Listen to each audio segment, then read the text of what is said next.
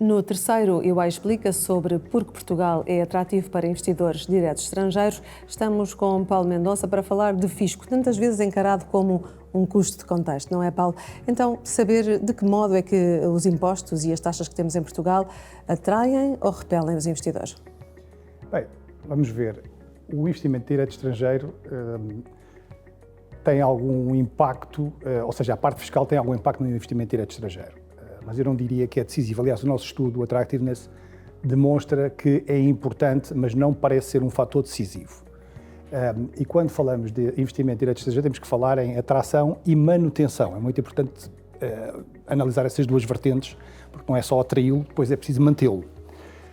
O ambiente fiscal para efeitos de investimento direto estrangeiro é relevante, mas também há alguns aspectos que às vezes são aflorados de uma forma um bocadinho superficial e que parece dar-lhe uma importância maior do que ele tem na verdade. Há aspectos que são do nosso sistema fiscal que são impactantes no investimento direto estrangeiro, realmente. Há outros que não são impactantes ou que são pouco impactantes e há outros que são mais ou menos neutros. E os investidores sinalizam mais os impostos sobre o trabalho, os impostos sobre as empresas, no caso do IRC, que tem dado grande discussão política. O que é que se acentua mais ao ouvir os investidores? Eu penso que o que se ouve mais são os impostos diretos, porque é a base de comparação. Quando uma empresa decide investir noutro país, obviamente que os primeiros aspectos que vai analisar são os aspectos de quanto é que eu vou pagar por investir neste país em termos de impostos. E aí, de facto, em Portugal, nós temos um regime fiscal bastante interessante para a área da investigação e desenvolvimento, com um conjunto de incentivos para a investigação e desenvolvimento, o CIFID, o REFAI, temos também incentivos fiscais para apoiar a aquisição de ativos não correntes e mesmo até transferências de tecnologia, o chamado Patent Box. Portanto, nós temos um conjunto de incentivos bastante interessantes nesse setor e nessa área. E eu penso que esse é de facto o aspecto forte de Portugal. Nós temos apoios fortes para as empresas estrangeiras se localizarem aqui em Portugal e investirem aqui em Portugal. Esse é o aspecto positivo, digamos assim. Depois, obviamente, também temos alguns aspectos que são negativos. E em que área é que nós estamos tão bem e podíamos ser mais competitivos? Eu penso que há duas áreas, essencialmente, onde nós não somos tão competitivos e podíamos ser bem mais competitivos. Uma tem a ver com a estabilidade do sistema fiscal, a imprevisibilidade. Os investidores prezam a previsibilidade, gostam da previsibilidade, não gostam de um sistema que não lhes dá a capacidade de antecipar ou de planear o que é que vai acontecer daqui a 5 anos. Portanto, nós aí temos, de facto, muitas lacunas porque alteramos com muita frequência as leis e as leis que regem situações de investimento direto estrangeiro e, portanto, temos aí uma situação que temos que melhorar claramente. Outro aspecto que também nos causa muitos problemas tem a ver com a morosidade do contencioso tributário. Ou seja, sempre que há um problema com o fisco e temos que discutir com o fisco, quer pela via administrativa, quer pela via judicial, é um pesadelo em termos de tempo, em termos de recursos, de dispêndio de recursos. E a nossa justiça não é célere, os tribunais estão com pendências enormes, mesmo existindo neste momento um sistema paralelo de resolução de questões fiscais, que é o CAD.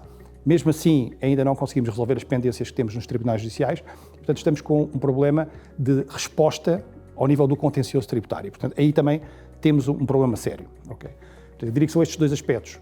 A previsibilidade ou a instabilidade do regime fiscal e, por outro lado, esta questão da morosidade do nosso contencioso tributário. Pronto, esses são os dois problemas que são essencialmente focados pelos investidores quando vêm para Portugal.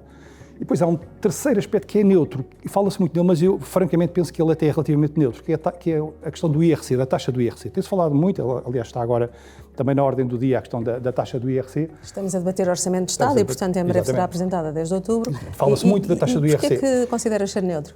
Porque, na verdade, vamos lá ver, a nossa taxa de IRC, a taxa nominal de IRC é 21%, não é uma taxa excessivamente alta. Portanto, compara bem com a Europa, com os nossos relativamente competidores? Bem, não é a melhor, mas também não somos os piores. Mas não é, eu nunca vi nenhum investidor estrangeiro dizer que não vai investir em Portugal porque em Portugal existe uma taxa de 21%. Isso não é um problema. O problema são os acréscimos a essa taxa. E também, se calhar, passa por aí a resolução do problema da taxa do IRC. Não tanto por mexer na taxa de 21%, que politicamente até parece ser complicado chegar a um acordo com a oposição para poder aprovar essa redução, mas eventualmente mexer naqueles aspectos complementares, como, por exemplo, as derramas, a derrama estadual, a derrama municipal, as tributações autónomas, a possibilidade de utilização de prejuízos fiscais sem limite quando eu tenho esses prejuízos fiscais. Portanto, todos esses limites, todos esses acréscimos, na verdade, fazem com que uma taxa de 21%, na verdade, se transforme muitas vezes numa taxa de 30% ou mais por cento. E aí sim deixamos de ser competitivos.